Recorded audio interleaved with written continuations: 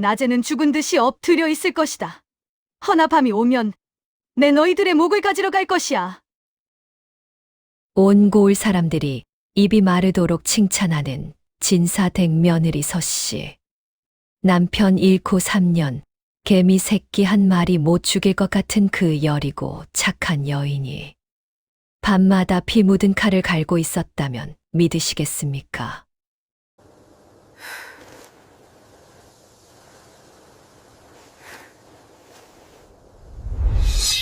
하얀 소복 아래 숨겨진 서슬퍼런 살기. 얌전한 며느리의 가면을 쓴 무림 고수, 과부 서씨의 기막힌 밤 외출. 그 충격적인 진실이 지금 밝혀집니다. 오늘도 야담곡간 문을 활짝 열었습니다. 안주인 연화 인사드립니다. 준비한 이야기 보따리 지금 바로 풀어보겠습니다. 깊은 밤, 만물이 잠든 시간입니다. 하늘에는 차가운 그달이 시퍼렇게 눈을 뜨고 땅 위로는 짙은 어둠이 깔려 한치 앞도 분간하기 힘든 시각이었지요. 그런데 이 정막을 깨고 마을 뒷산 대나무 숲에서 기이한 소리가 들려옵니다. 바람을 가르는 소리, 아니 그것은 살기 어린 쇠붙이가 허공을 베어내는 소리였습니다. 달빛이 대나무 잎 사이로 비수처럼 꽂히는 그곳에 한 여인이 서 있습니다. 머리는 쪽을 저 단정히 올렸으되 입고 있는 옷은 장복이라 불리는 하얀 소복. 가녀린 손에 들린 것은 바늘이나 실타래가 아닌 서슬퍼런 장검이었습니다. 아직 멀었다. 이 정도 속도로는 놈의 그림자조차 뵐 수 없어. 이마에 맺힌 땀방울이 턱선을 타고 흘러내려 하얀 옷깃을 적십니다.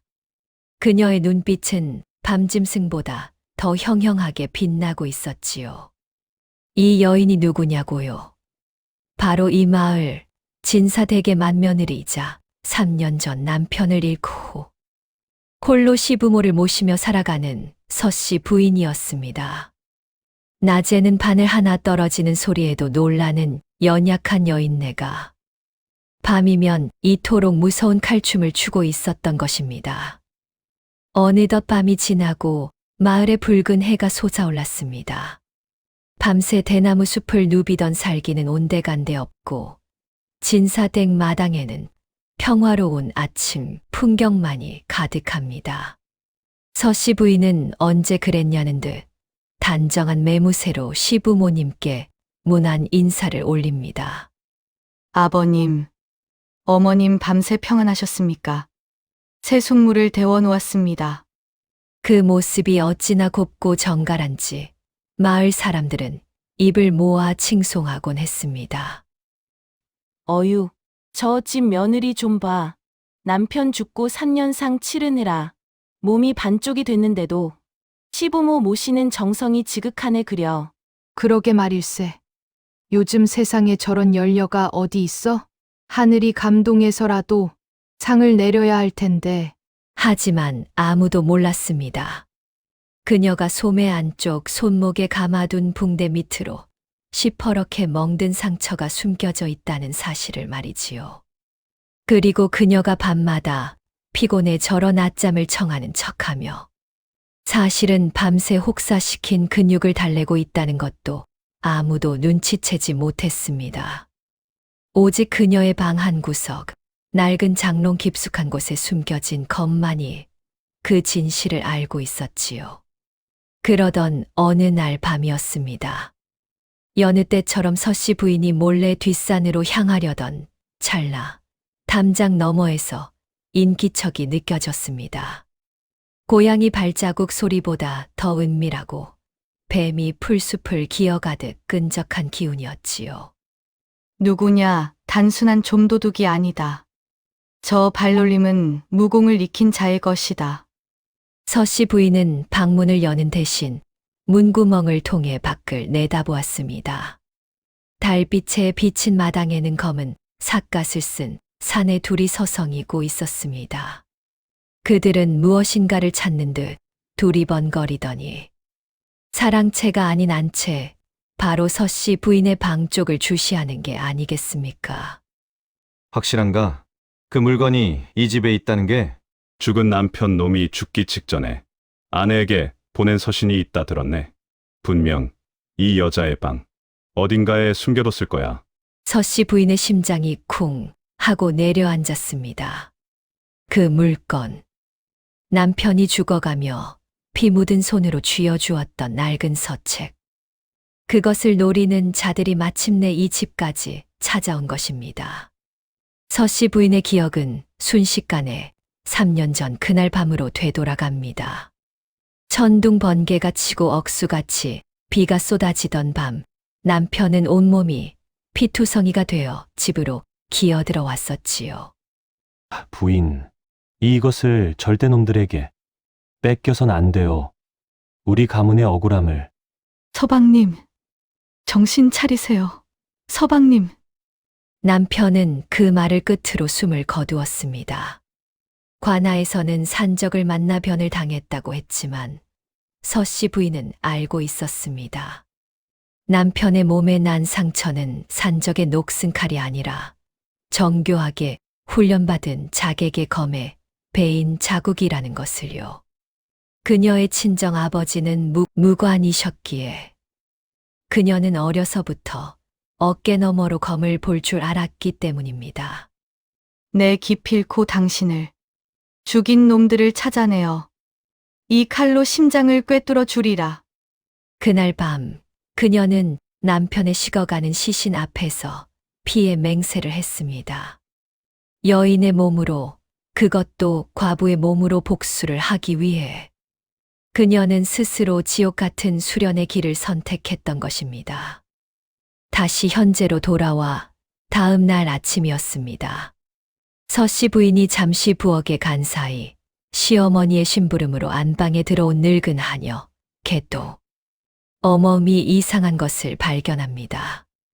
이불장 정리를 하려는데 하얀 소복들 사이로 시커먼 천 조각이 삐져나와 있는 게 아니겠습니까? 아니, 이게 웬 시커먼 옷이라니? 상중인 집안에. 개똥 어멈이 조심스레 그 검은 옷을 꺼내봅니다. 그것은 여인의 옷이라기엔 너무나 거칠고 투박한 밤에 활동하는 자객들이나 입을 법한 복면과 점포였습니다. 게다가 그 옷에서는 비릿한 쇠 냄새와 흙내음이 진동을 했습니다. 헉, 이게 뭐여? 설마. 아씨가 밤마다 남자를 만나러 다니나? 아니면.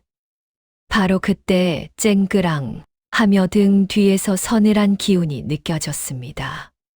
개똥 어멈이 화들짝 놀라 뒤를 돌아보니 언제 들어왔는지. 서씨 부인이 문가에 서서 싸늘한 눈빛으로 자신을 내려다보고 있었습니다.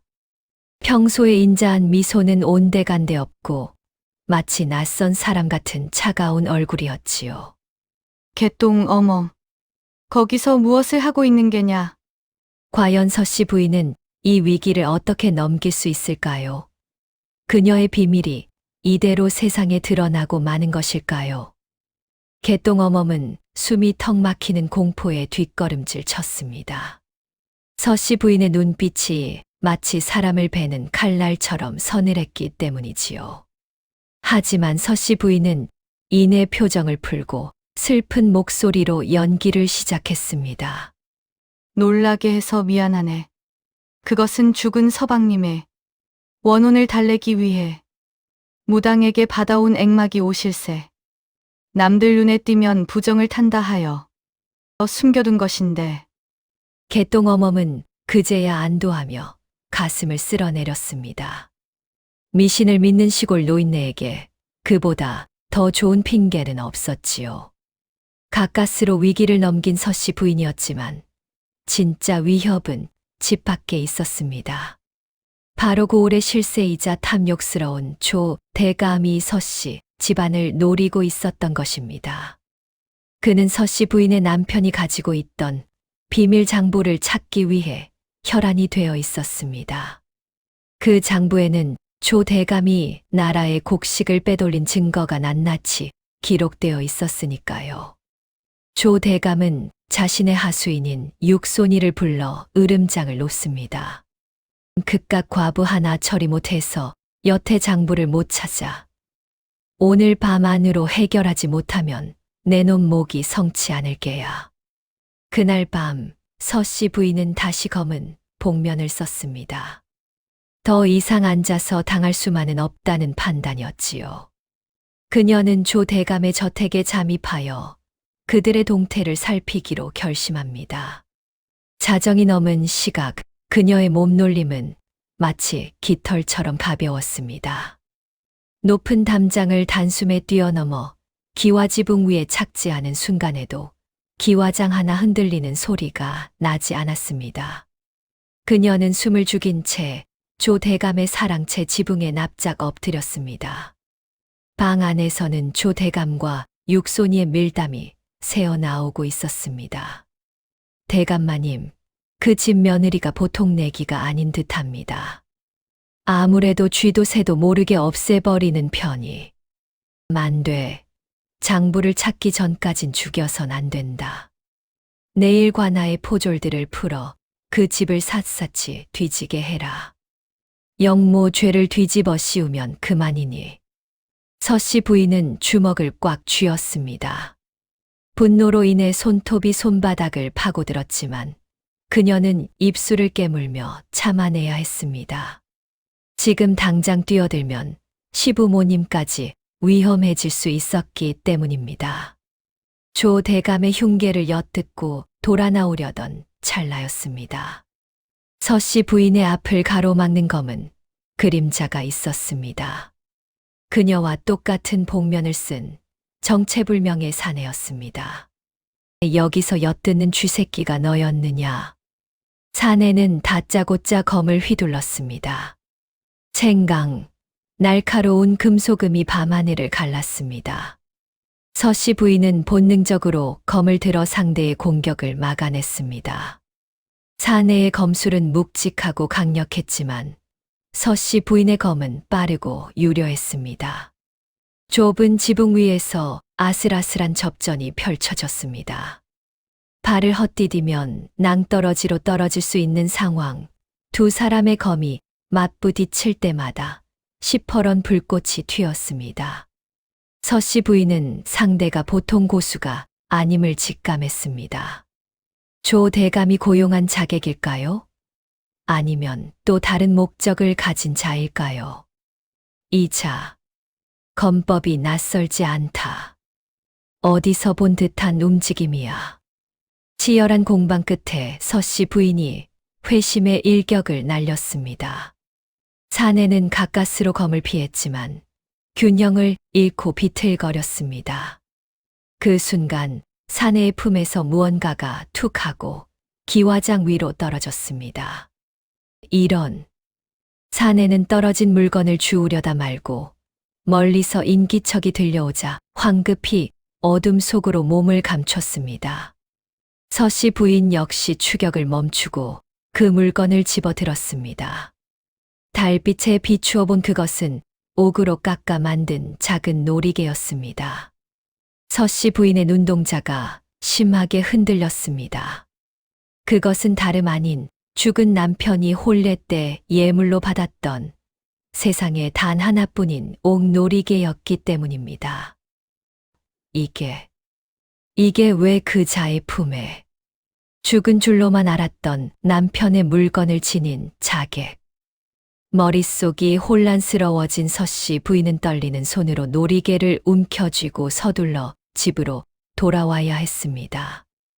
다음 날 아침 서씨 부인은 뜬 눈으로 밤을 지새웠습니다.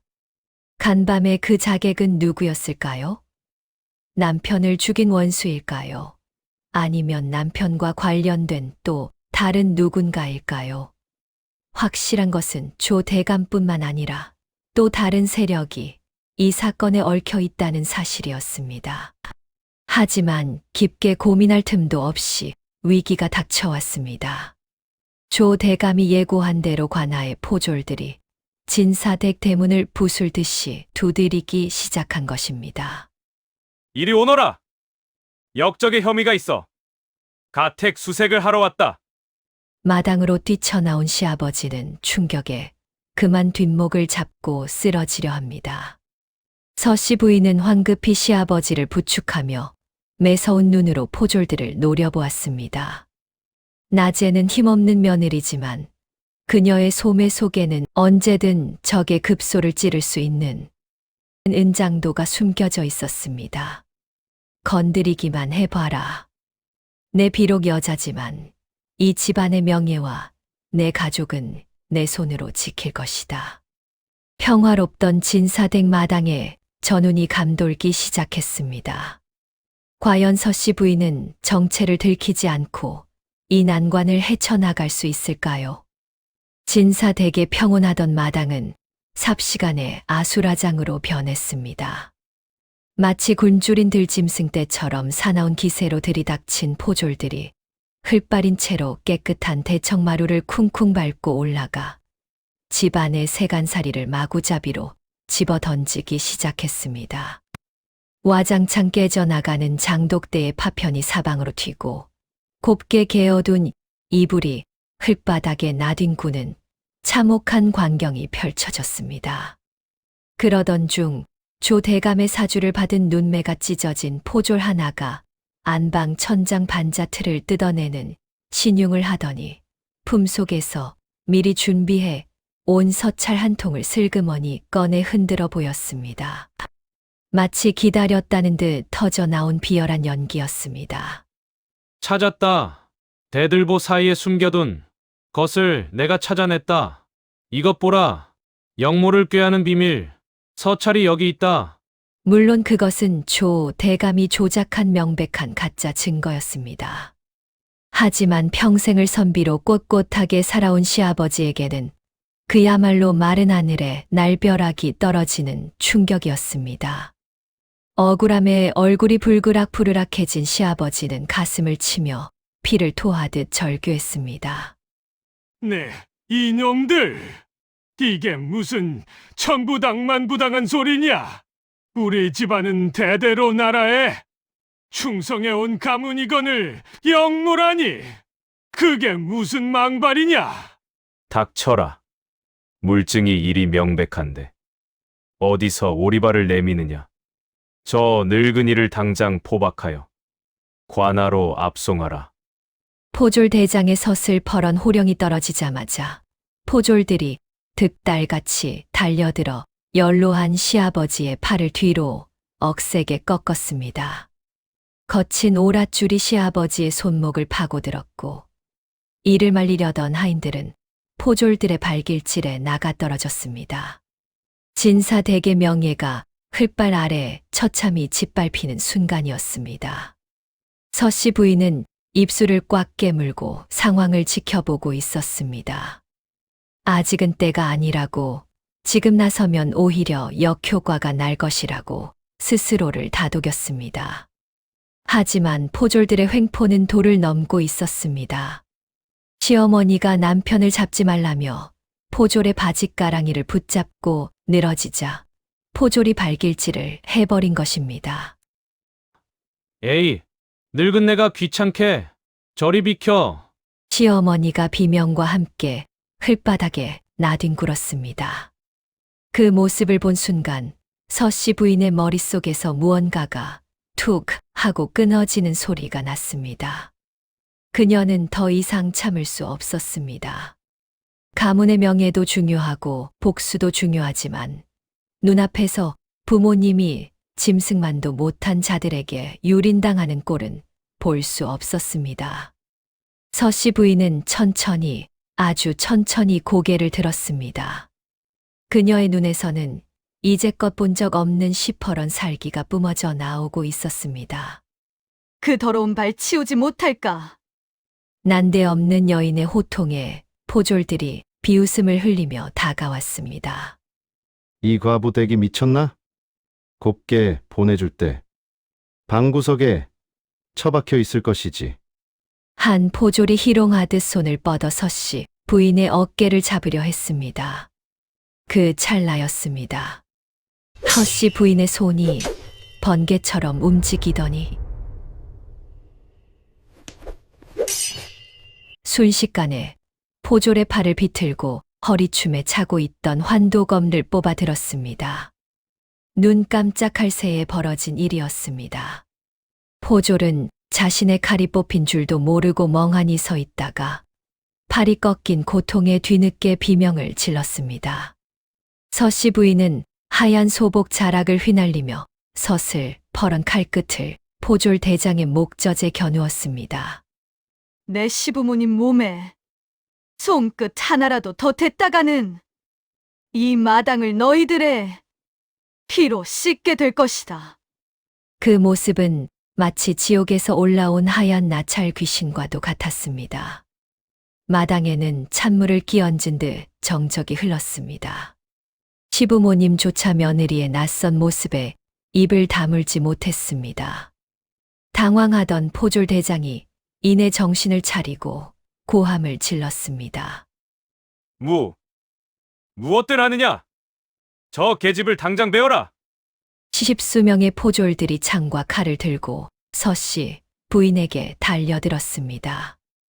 때마침 하늘도 그들의 살기에 반응한 듯 검은 먹구름이 몰려오더니 굵은 빗줄기를 쏟아붓기 시작했습니다. 쏟아지는 빛 속에서 서씨 부인의 춤사위가 시작되었습니다. 그녀는 정면으로 맞서 힘으로 부딪히는 대신 물 흐르듯 유연하게 몸을 놀려 칼날을 피하고 상대의 빈틈을 파고들었습니다. 그녀의 칼이 번뜩일 때마다 포졸들의 상투가 잘려나가고 바지춤이 흘러내렸습니다. 너희 같은 놈들에게 벨 목숨이었다면 3년 전 그날 밤 이미 죽었을 것이다. 그녀는 사람을 죽이지는 않았습니다. 다만 다시는 무기를 잡지 못하도록 손목과 발목의 힘줄을 제압할 뿐이었지요. 빗물과 진흙이 뒤섞인 마당에서 하얀 소복을 입은 여인만이 홀로 고고하게 빛나고 있었습니다. 어느새 마당에 서 있는 사람은 서씨 부인 하나뿐이었습니다.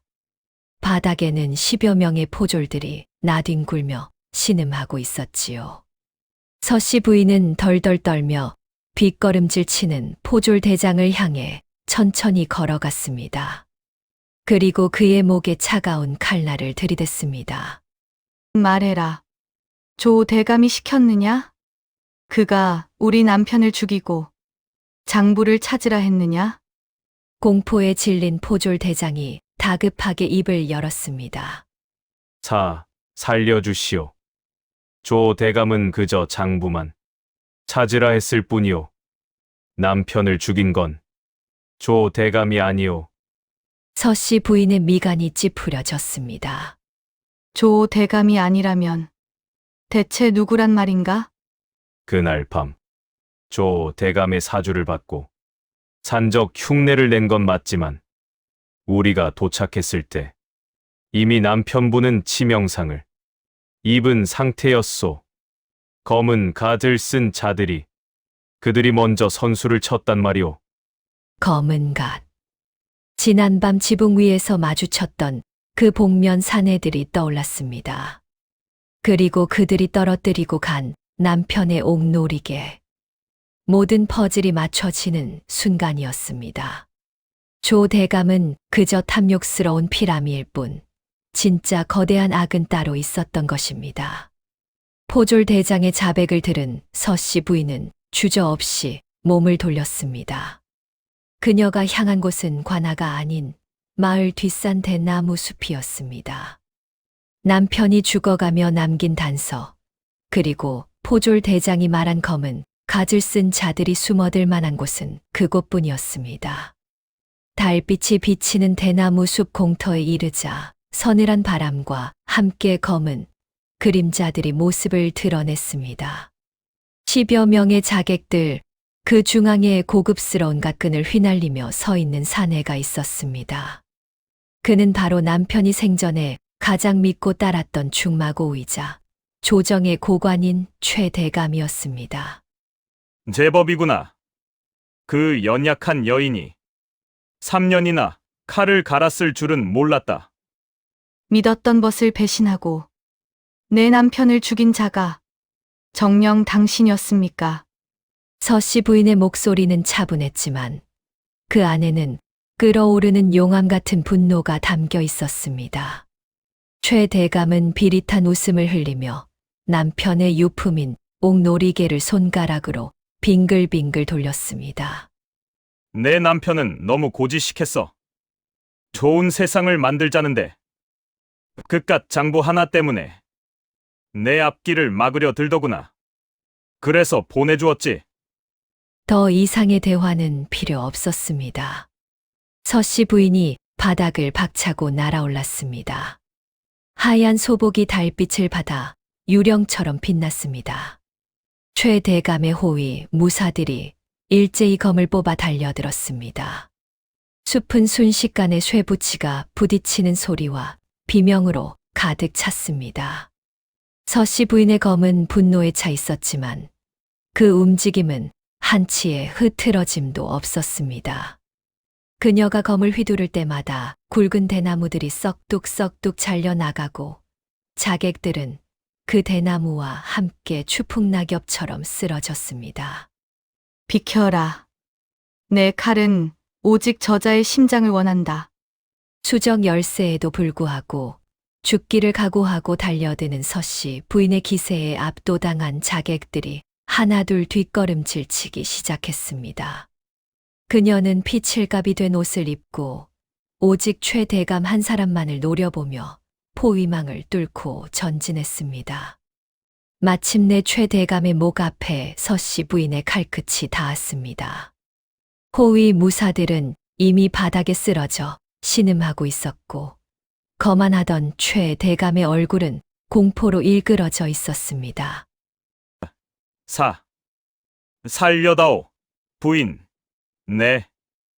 내가 잘못했소. 재산이든 벼슬이든 원하는 건 다 주겠소. 서씨 부인은 대답 대신 남편의 옥놀이개를 그의 품에서 낚아챘습니다. 그리고 피와 눈물이 뒤섞인 얼굴로 그를 내려다보았습니다. 재산도 벼슬도 필요 없습니다. 내가 원하는 건 당신이 앗아간 내 남편의 명예와 짓밟힌 내 가족의 평온함뿐입니다. 제발 목숨만은. 지옥에 가서 남편에게 직접 용서를 비십시오. 서늘한 바람 소리와 함께 칼이 번쩍였습니다. 3년을 벼려온 복수의 칼날이 마침내 그 소임을 다하는 순간이었습니다. 대나무 숲에는 다시금 정적이 찾아왔고 서씨 부인은 털썩 무릎을 꿇고 하늘을 보며 오열했습니다. 동이 터오는 새벽 서씨 부인은 피 묻은 소복을 갈아입고 단정한 모습으로 집 앞에 섰습니다. 그녀의 품에는 남편이 그토록 지키려 했던 비밀 장부와 옥놀이개가 들어 있었습니다. 그녀는 관아의 포졸들이 볼 수 있는 곳에 장부와 최 대감의 죄상이 적힌 서신을 남겼습니다. 이로써 시부모님의 누명은 벗겨질 것이고 가문은 다시 명예를 되찾을 것입니다. 하지만 그녀는 다시 집으로 들어갈 수 없었습니다. 이미 너무 많은 피를 손에 묻혔고 세상은 칼을 든 과부를 용납하지 않을 테니까요. 서씨 부인은 굳게 닫힌 대문을 향해 큰절을 올렸습니다. 아버님, 어머님, 불효 며느리 먼저 떠납니다. 부디 만수무강하십시오. 그녀는 눈물을 훔치고 뒤도 돌아보지 않은 채 안개 낀 산길 속으로 사라졌습니다. 시부모님이 잠에서 깨어 방문을 열었을 땐 마당에 놓인 정갈한 밥상과 편지 한 통만이 덩그러니 남아있을 뿐이었습니다. 세월이 흘렀습니다.